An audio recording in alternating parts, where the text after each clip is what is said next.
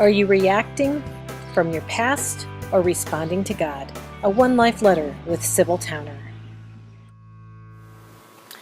Well, life is always a choice. And a part of that choice relates to who has the power. And that power relates really in large measure to your past. If you're an adult or a young person, and what you give power to. And sometimes in our lives, we give more power to what has hurt us and what has wounded us than to what has been good towards us. And so one of the ways we disempower the hurts in our lives is really by, one, naming what happened.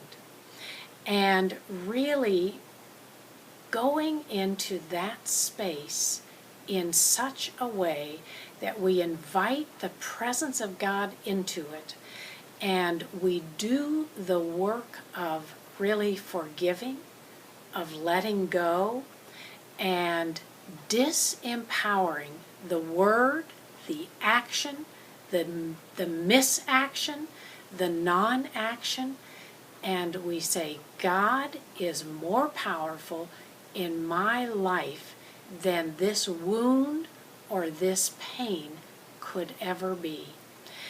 And is that a one moment kind of thing? No.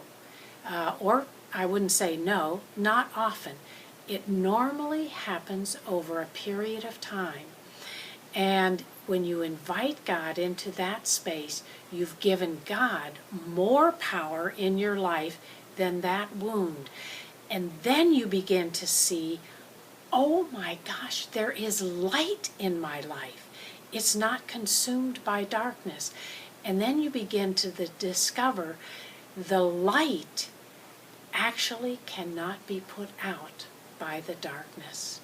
And then you fan that into flame, and you begin to find out that that pain is really much, much smaller than you ever dreamed it could be or would be, because you allow the light of Christ to grow in you. Light heals, light restores, light brings forth good, light exposes.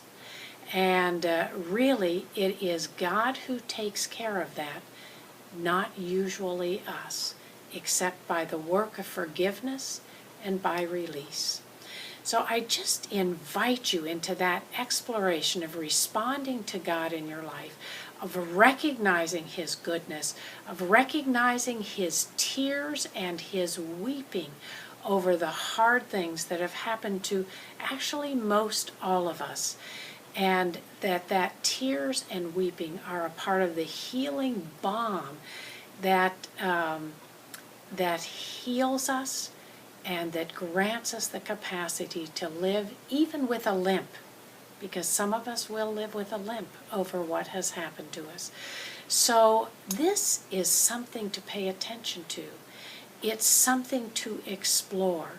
It's something to not be afraid of, because at the bottom of any place of woundedness is a God who wants to hold us, and a God who wants to help us live again. So we invite you into this journey of recognizing and responding to God in your story, and Listen to My Life is one of those tools that will really help you to name and move beyond reacting to the hard stuff and the wounds in your life.